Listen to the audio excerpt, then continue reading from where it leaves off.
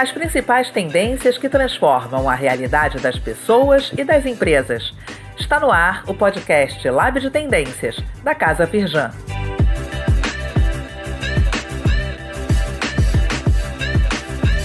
Olá, bem-vindas e bem-vindos a mais um episódio do podcast Lab de Tendências.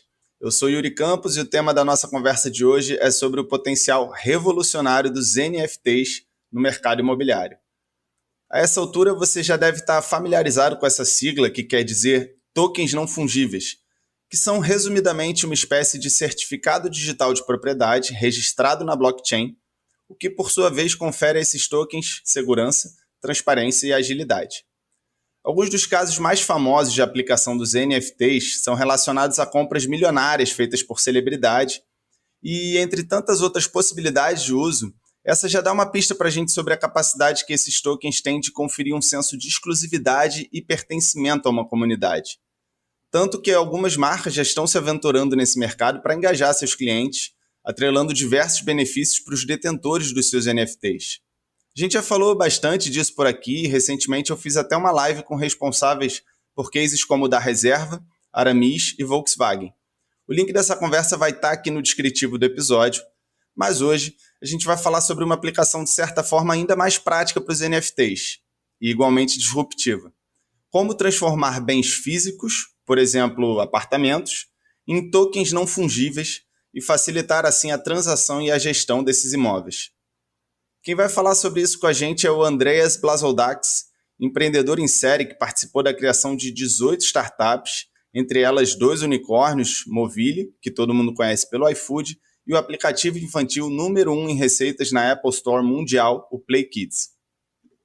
E no ano passado, o Andreas criou a NetSpaces, a primeira PropTech, ou seja, startup de tecnologia atuando no mercado imobiliário, do Brasil, a utilizar blockchain na digitalização de propriedades privadas.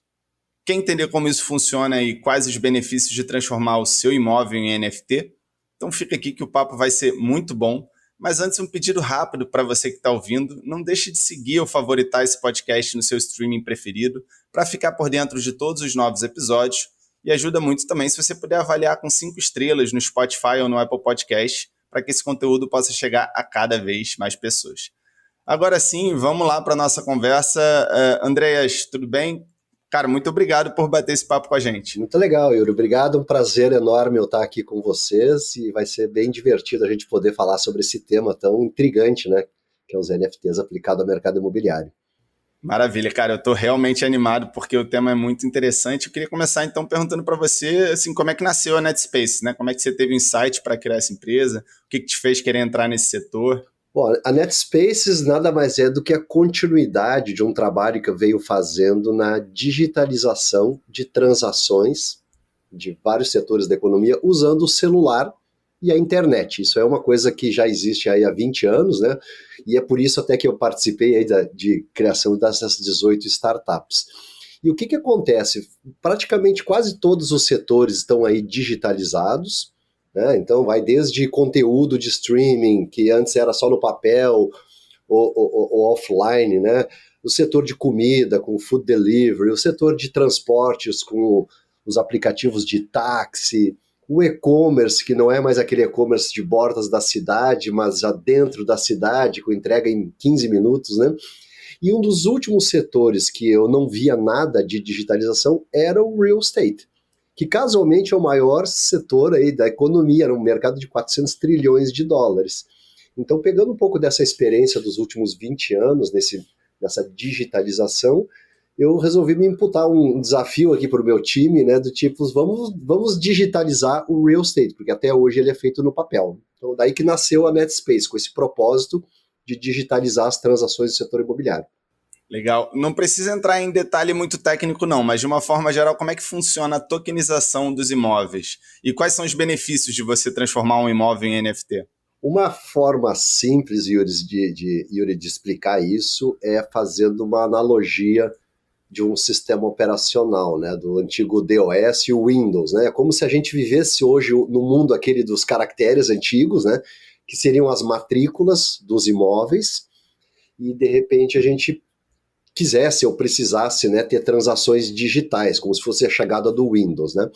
Então, o que acontece? A gente não pode desprezar a matrícula, porque é o bem mais precioso do real estate, do imóvel, né? Então, o que é feito na matrícula? A matrícula é de papel e ela fica no cartório, nos registros de imóveis, né?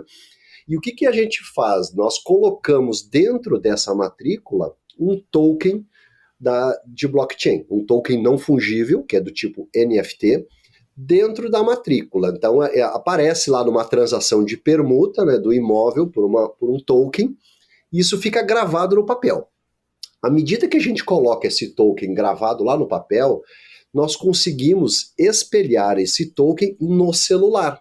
Então, a analogia aqui seria o seguinte: você vai no banco, você leva uma nota de R$100. Quando você volta para casa, você não acessa a nota, você acessa um token da nota. Basicamente é isso, e está todo mundo acostumado, né?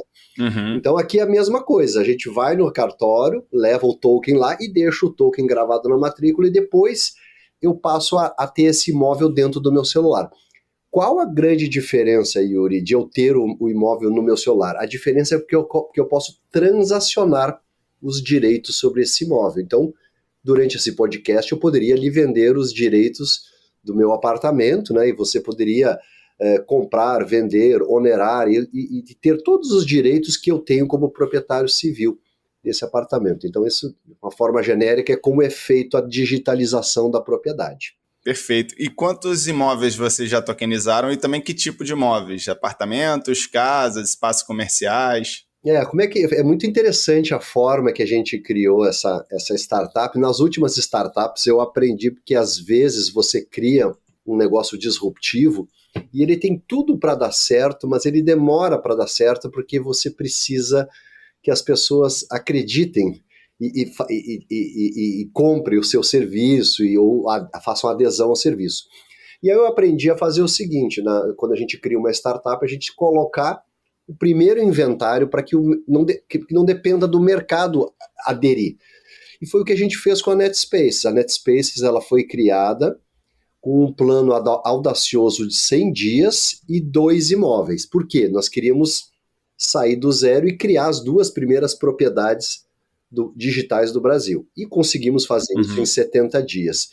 Só que esse não é... Lá em Porto Alegre, né? Em Porto Alegre, escolhemos... As 2 propriedades. Escolhemos Porto Alegre por ser uma capital pequena, né, e boa de fazer testes, né, um público bem exigente lá e bem desenvolvido, e foi feita essas 2 propriedades. Porém, 2 propriedades não servem para dizer, olha que legal, temos aqui um produto. Então nós pegamos mais 30 propriedades, na verdade mais 28, somamos 30 propriedades para fazer um lote completo de tudo que é tipo de imóvel, terreno, prédio inteiro, laje comercial, apartamento residencial de 2 quartos, estúdios, e tudo que é tipo de imóvel para que esses 30 imóveis representassem, né, um bom lote de testes para a gente começar uma fase que nós estamos agora, que é de comercializar essas propriedades digitais. Então o lote inicial foi de 30, o piloto foram 2 imóveis, que deu um barulho no mercado interessante, todo mundo achou interessante, mas a gente em seguida fez mais 28. Então temos 30 imóveis digitalizados, mais ou menos 10 milhões de reais em tokens criados nos últimos 6 meses. E, Andrés, como é que é a relação, assim, como é que vocês chegaram a esses primeiros 2 imóveis e depois os 30 imóveis? Vocês foram fazer parcerias com construtoras? Vocês buscaram que lugar, assim, para arranjar esses imóveis e tokenizá-los? E também, de um modo geral, como é que funciona a parceria com cartórios, as corretoras e os próprios compradores, né? Como é que eles chegaram até esses imóveis? Como é que foi a recepção deles para essa forma diferente de comprar um imóvel, né, através de NFTs? Interessante a pergunta. A gente já tinha batido cabeça em outras iniciativas, que é essa história de ficar esperando o mercado reagir, e a gente não queria que isso acontecesse aqui na NetSpace, porque é um setor, a cada transação é em torno aí de R$500 mil, então a gente não poderia esperar uma transação ocorrer, e a gente foi logo na fundação, nós tivemos 6 fundadores na companhia, e os próprios fundadores colocaram os primeiros imóveis para que se formasse uma esteira de digitalização. Então, sim, respondendo à tua pergunta, os primeiros imóveis vieram dos próprios fundadores.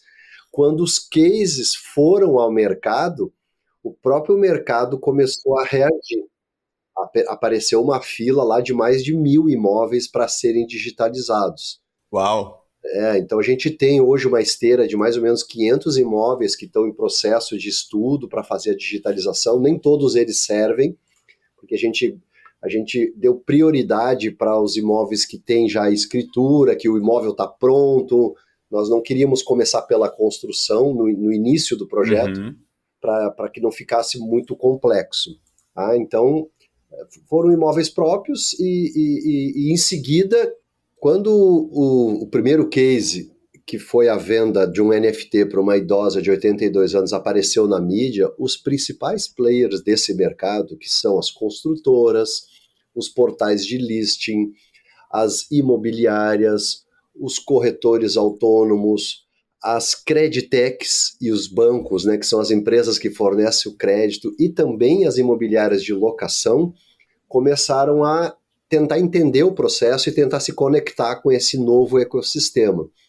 E a gente teve, assim, acho que basicamente o que fez a roda começar a girar foi a ligação da primeira imobiliária e do primeiro portal de listing de imóveis. Isso fez a roda girar e os imóveis começaram, os NFTs, né, os imóveis em formato de NFTs começaram a aparecer nas imobiliárias tradicionais, e aí o processo foi para frente. Legal. E não tem, assim, como é que foi a recepção, né? Porque existe muito essa ideia de que o blockchain vai acabar com o mercado de cartórios, por exemplo, né? E, de fato, é uma tecnologia que vem para facilitar e tirar diversos centralizadores do meio da jogada, né? Então, como é que funciona, assim, a relação com, por exemplo, os cartórios? Precisa de cartório ainda? Até com banco também, uma outra dúvida que eu tenho dá para financiar a compra desse bem via NFT? Como é que funciona o financiamento? É diferente? Sim.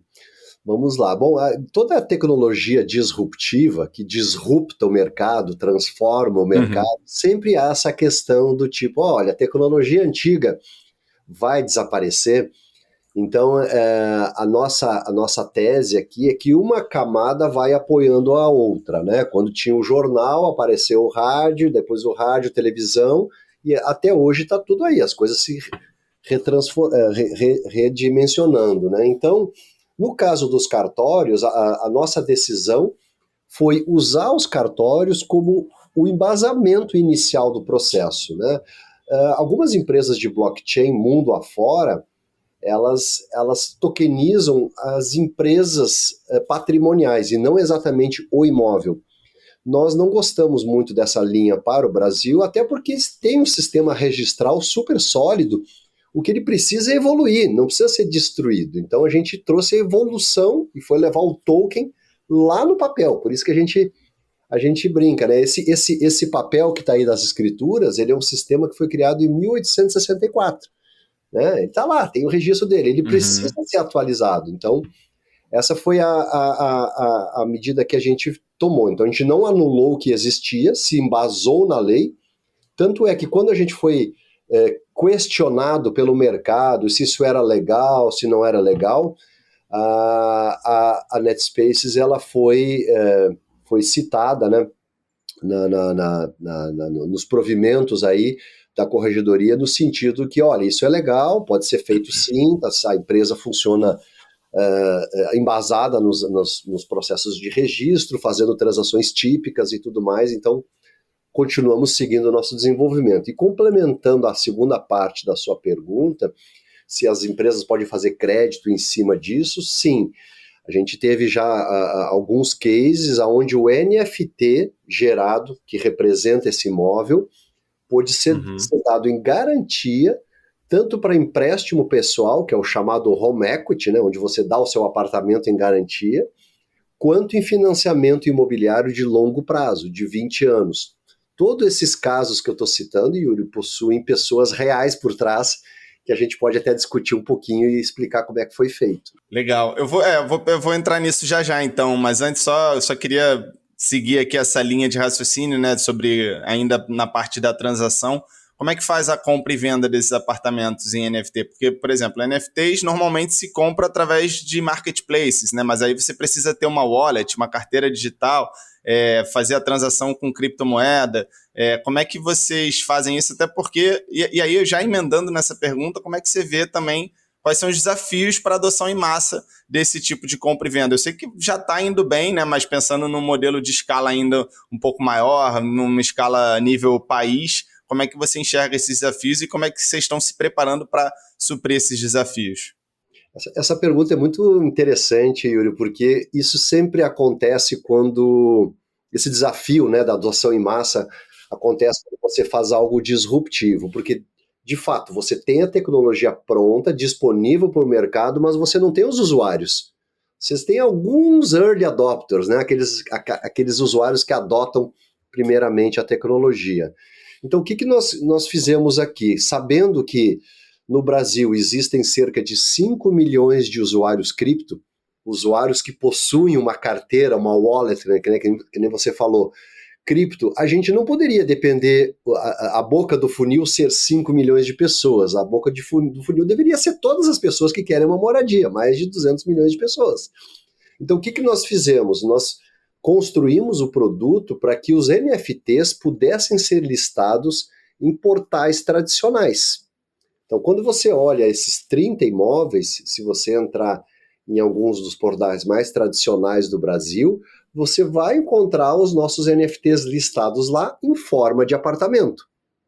Então, respondendo a tua pergunta, né, o produto está pronto para ser acessado sem que você precise conhecer da tecnologia. É por isso que pessoas normais, né, inclusive foi uma idosa que foi a primeira pessoa que comprou, até para desmistificar, né, que a NFT, ninguém conhece, uma senhora de 82 anos foi lá e comprou. Por quê? Porque ela estava comprando um apartamento. Ela entrou no portal, clicou lá, achou o imóvel que ela queria, foi direcionada para uma imobiliária, tradicionalmente, como é feito em qualquer portal.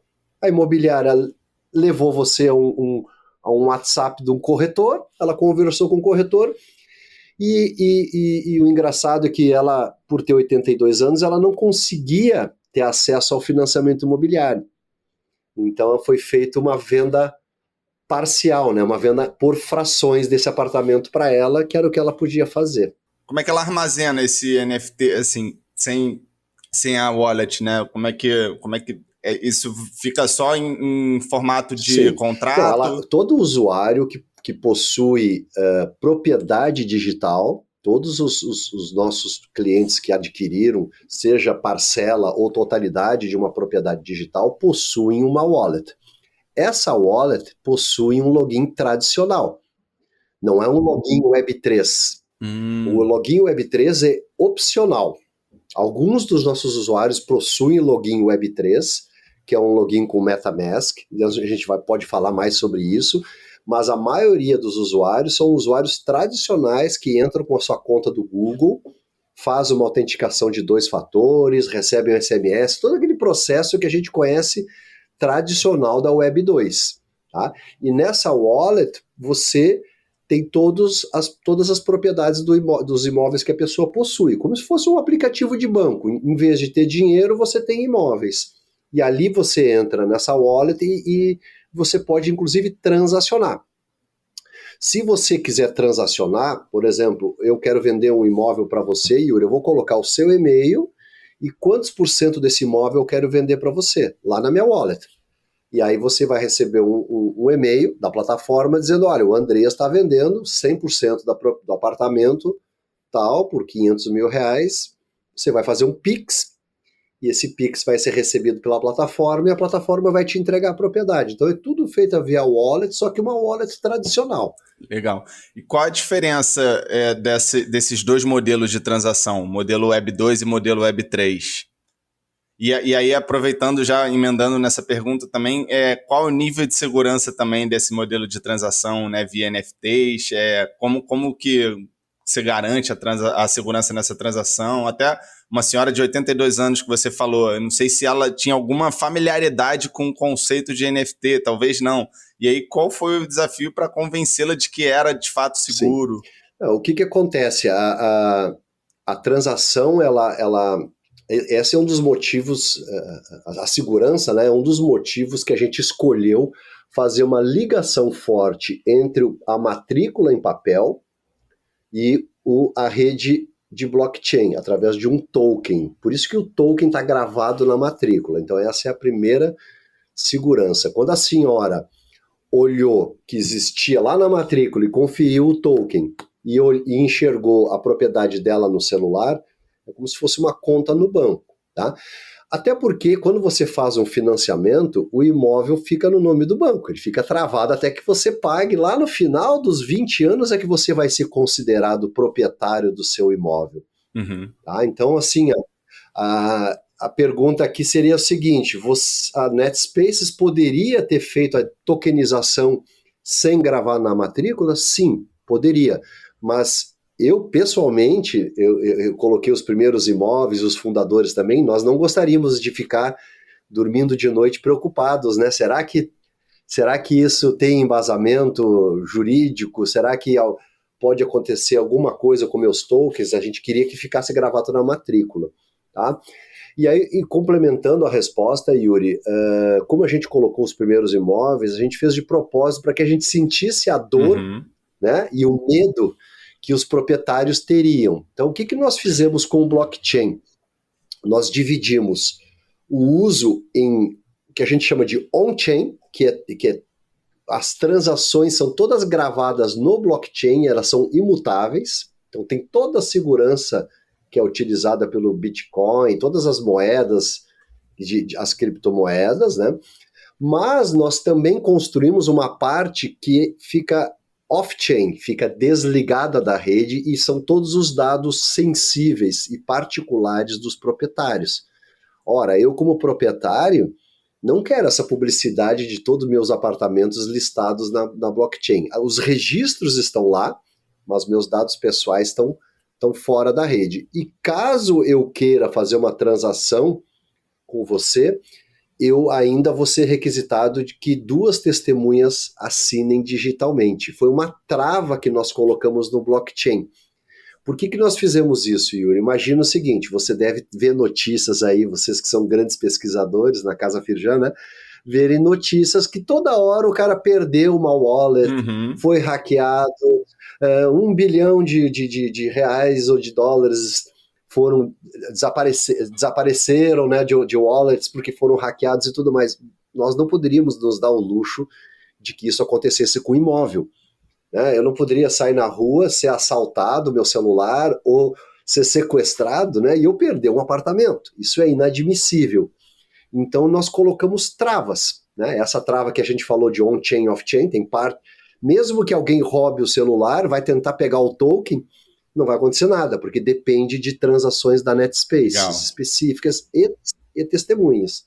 Então, essa foi a principal segurança. E o desafio, complementando a resposta, é que no futuro a gente vai ter transações soltas totalmente na Web3.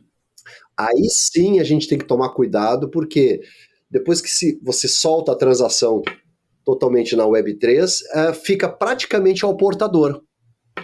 Então, quem for portador daquele endereço, né, de blockchain será o dono do imóvel. Então, não serve para todo e qualquer tipo de imóvel. Né? Isso vai ter usos específicos. Né? Projetos de marketing que visam, sei lá, terras de preservação, coisas desse tipo, e frações pequenas, né? $1.000, $500, para que você tenha, mas não um apartamento de R$500 mil ao portador, ninguém vai querer fazer isso. Legal, Andreas. Você já citou 2 notícias, né, que saíram bastante, veicularam bastante na mídia recentemente e dão pistas sobre alguns benefícios da tokenização de imóveis. A primeira dessa idosa de 82 anos que ela usou NFT para comprar 20% do apartamento, então também tem essa questão do fracionamento, né?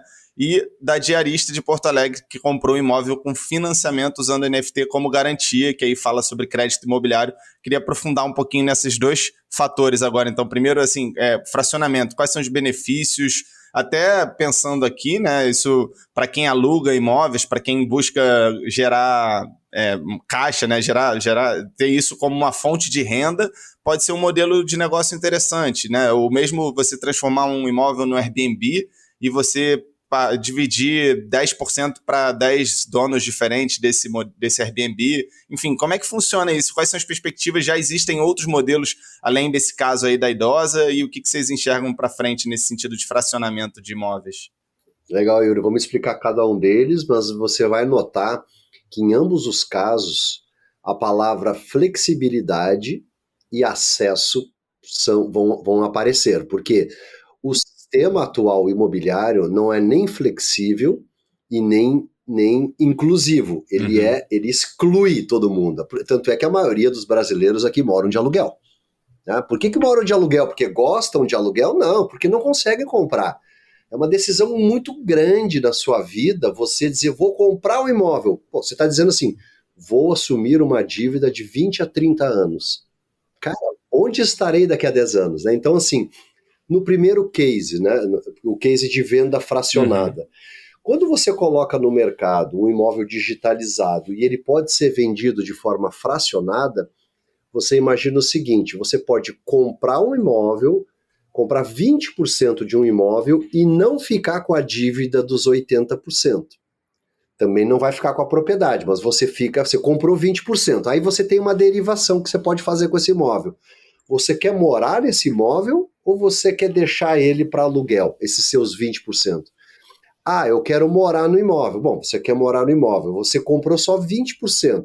Então você precisa alugar os 80% que não lhe pertencem. Nossa. Então é o caso dessa senhora senhora de 82 anos, queria comprar um imóvel de 700 mil reais para sua neta, que tem 20 e poucos anos, e ela não tinha esse dinheiro disponível.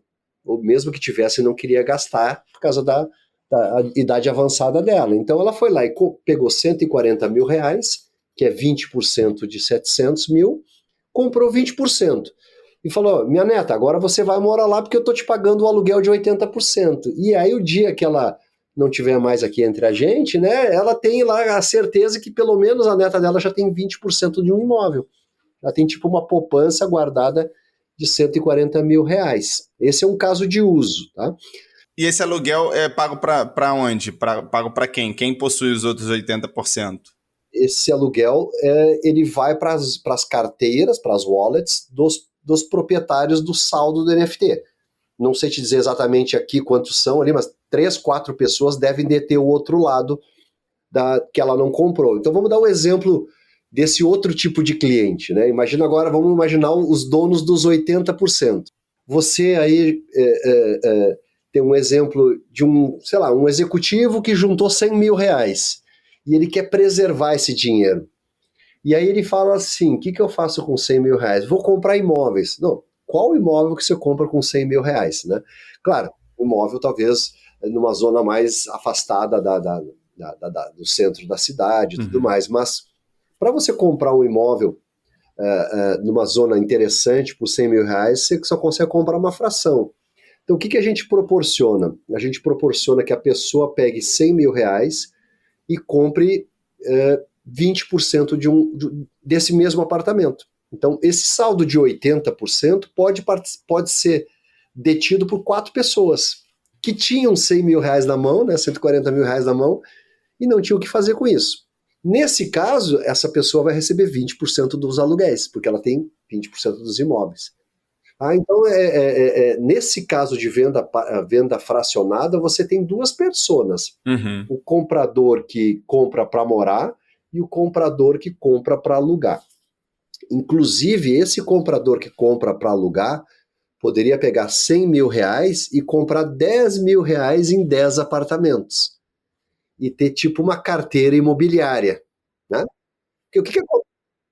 Porque o que acontece com um pequeno investidor de imóveis? Ele trabalha a vida inteira para juntar. Então vamos falar aqui, 400 mil reais, que é o preço básico de um apartamento. Né? Ele junta 400 mil, daí ele compra um apartamento. Daí esse apartamento fica vazio. Então, em vez de ele ter renda, ele passa a ter dívida de condomínio, IPTU e todas essas coisas mais. Então, aqui ele poderia pegar esses 400 mil e distribuir em 10 apartamentos, 40 mil reais em cada um. Diversificar, né? Esse é o caso da venda fracionada, para isso que serve, para que você compre um bem para morar e não fique com a dívida, e compre o resto da maneira que você puder. Mas a fração que ele tem desses apartamentos, ele tem o ônus também dos custos de aluguel, condomínio, né? As Isso. equivalentes ao percentual lá que ele detém. Proporcional. Perfeito. Mas é muito menos arriscado você ter frações de mais apartamentos, porque sempre terá aqueles que estão alugados, né? Uhum. Então Legal. fica mais seguro o investimento. Tá? Legal. E aí, essa segunda notícia da diarista de Porto Alegre que comprou o imóvel com financiamento usando o NFT como garantia. Como é que funciona isso? Pode explicar para a gente? Essa questão também tem a ver com flexibilidade e acesso. E pelos dois motivos a gente conseguiu viabilizar o sonho dessa diarista, que é a diarista tinha uma renda aí de R$6.000, 7 mil reais, que é uma renda boa. Uhum. É plausível de adquirir um apartamento de 150 mil, que foi o apartamento que ela comprou, mas ela nunca conseguia aprovação de crédito, porque os créditos, os financiamentos imobiliários não são flexíveis e inclusivos. Eles são uma dívida travada de 20, 30 anos. Aqui, como é que a gente viabilizou para ela? Ela comprou o apartamento foi digitalizado durante o processo de compra, né? O NFT foi dado em garantia para o fundo que deu os recursos. E onde é que está a flexibilidade? No contrato dela, ela tem a opção, depois de um período, a cada 5 anos, ela pode escolher flexibilizar a dívida dela. Vamos dar um exemplo aqui. Ela comprou um apartamento de 150 mil reais, chegou no meio, em 20 anos, tá? Chegou no meio do pagamento, lá, pagou 75 mil reais e estou apertada. Acabaram minhas faxinas, eu não consigo mais trabalhar diarista. Ela pode dizer, bom, paguei metade, sou dono de 50%. Se eu quiser continuar morando, agora eu vou alugar os outros 50%. Então, olha a flexibilidade, a segurança que você dá para uma pessoa que tem uma renda mais apertada aqui de comprar um bem. Né? Porque imagina uma pessoa de 6, 7 mil reais querer comprar um bem, saber que vai ter uma dívida de 20 anos sem poder renegociar, é muito difícil, né? Depois dessa senhora, apareceram 150 pessoas que estão fazendo esse processo nesse momento, né? E as empresas de crédito agora estão filtrando para ver quem se habilita, quem não se habilita. Tem gente que realmente não tem crédito, né? O crédito não vai ficar melhor por causa do NFT, né? Mas uma coisa que fica melhor para a empresa que dá o crédito é porque, como a garantia é digital, o processo também tanto de garantia quanto de retomada da garantia, ele é muito mais flexível. E a pessoa nem precisaria sair do bem. Tem uma flexibilidade muito grande. Quando você faz um financiamento, não consegue pagar, você praticamente tem que ser despejado, né? Você tem que sair do bem. E a gente tem uma flexibilidade para os dois lados, para a pessoa que está fazendo o financiamento e para quem está dando crédito também. Quem está dando crédito não quer expulsar aquela pessoa de lá, mas ela precisa do jeito que é hoje, né? Porque ela precisa vender em leilão aquilo.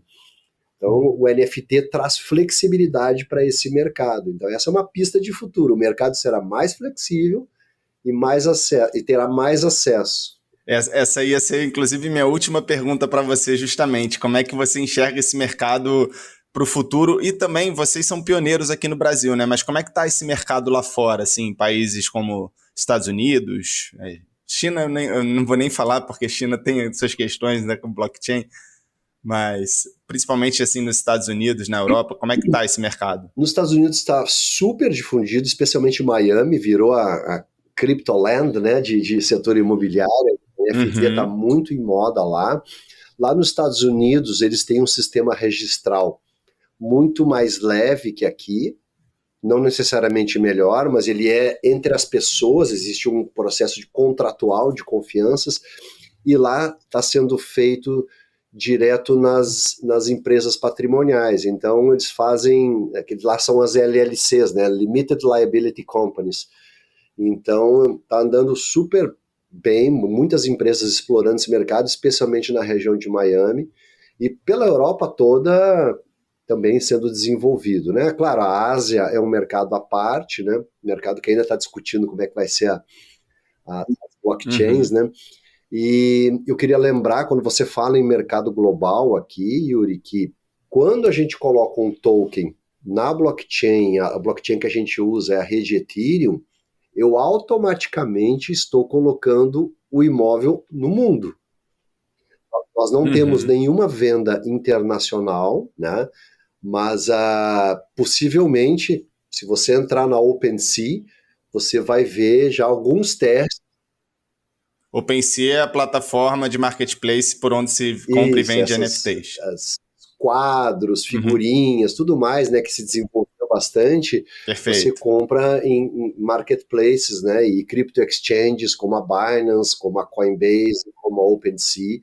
Então, todos esses tokens que a gente está fazendo no Brasil, assim que a regulamentação estiver acompanhando a tecnologia e tudo certinho, eles poderão ser vendidos para uma pessoa que está lá na Alemanha, tá em outro país, né?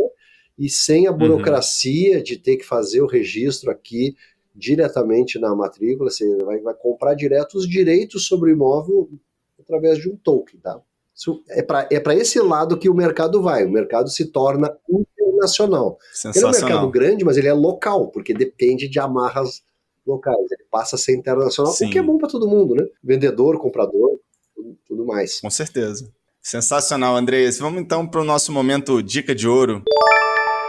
Aqui, primeiro, agradecer muito, né, a conversa, eu aprendi muito sobre o tema, muito legal mesmo, parabéns pelo trabalho que vocês estão fazendo, e aí pedir para você, então, suas considerações finais também e uma dica de conteúdo sobre o tema ou sobre negócios em geral. Eu acho que em termos de conteúdo, eu acho que assim, a minha dica de ouro seria lembrá-los que a gente está aqui num reset da economia digital. Quem não participou da Web 1, né,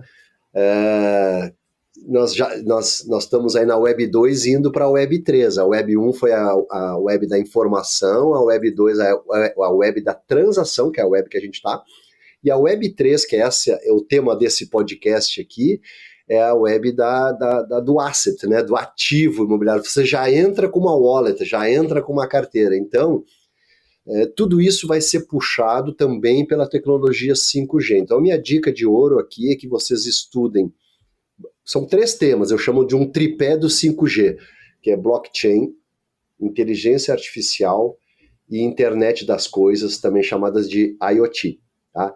Essas 3 coisas são o que vão amparar a tecnologia nova que vem aí do 5G. Toda vez que muda a geração de celulares, se vocês olharem para trás, vocês vão se dar conta, né? Muda também os aplicativos. Tinha os aplicativos de 3G, depois os aplicativos de 4G.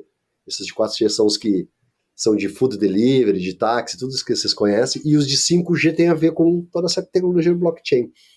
A dica aqui, então, é que na era aí digital que a gente está na pós-pandemia, muitos cursos que eram inacessíveis, como o do MIT. O MIT tem uma série de cursos muito interessantes, eu já fiz 2, o de inteligência artificial e o de blockchain. Né? Inclusive a NetSpaces nasceu de um desses cursos. Quem sabe você que está ouvindo aí, faz a sua startup inspirado nesses cursos aí. São cursos de 6 semanas no MIT, são muito interessantes. Tá? Gratuitos esses cursos? Não, eles são na faixa de $1.000 a $3.000, mas é quase uma pós-graduação. Muito, né? Completos, né? Muito completos, são cases que forçam você a escrever papers, então forçam você a pensar. Bacana. E, por último, uma dica, que é um livro até que não é tão novo, mas é um livro que fala do sonho grande, do Jorge Paulo Lemann. Né, sensacional, muito bom esse livro. Eu gosto dele pelo seguinte, porque assim, nós estamos no Brasil, pessoal. Então, assim, essa região aqui é uma região grande, mas ela faz parte de uma região chamada América Latina, que é enorme, mas é super pulverizada. Então, o que acontece? Quando você faz uma inovação no Brasil, você tem que ter um sonho grande, porque senão o sonho vem de fora e come o seu. Porque países como China e como Estados Unidos são, eu chamo de monoblocos, são países muito grandes, muito fortes. Né? É lá que nascem os Facebooks, os WhatsApps da vida. Né? Então, a história da Ambev aí, através do sonho grande, é uma história inspiracional, que saiu de uma região globalmente pequena, né, porque o Brasil é pequeno em termos de tecnologia, né, e desenvolvimento empresarial perto dos outros países, mas foi lá e dominou o mundo, né? Hoje o pessoal está em tudo que é região. Né? A Movile também, a empresa que eu fundei, né, sou um dos 3 fundadores, saiu daqui e foi para todo mundo, né? Hoje a Movile tem cases escritos em Stanford, tudo. né, explicando como é que os brasileiros fizeram para chegar no topo dos aplicativos. Tá? Então essa é a minha dica de ouro sobre a temática a estudar aqui. Sensacional, Andrés. Muito obrigado. E para você que está ouvindo, se quiser fazer comentários, críticas ou sugestões, manda um e-mail para casaferjan@ferjan.com.br com assunto podcast. A gente vai gostar muito de ouvir. E, por fim, não deixem de seguir ou favoritar esse programa no seu agregador de podcast preferido e compartilhar com seus amigos e amigas que podem se interessar pelo tema. Se tiver no Spotify ou no Apple Podcast, ajuda muito se der 5 estrelas para a gente, e se postar no Instagram, marca a gente lá no @casaferjan. Obrigado e até o próximo episódio.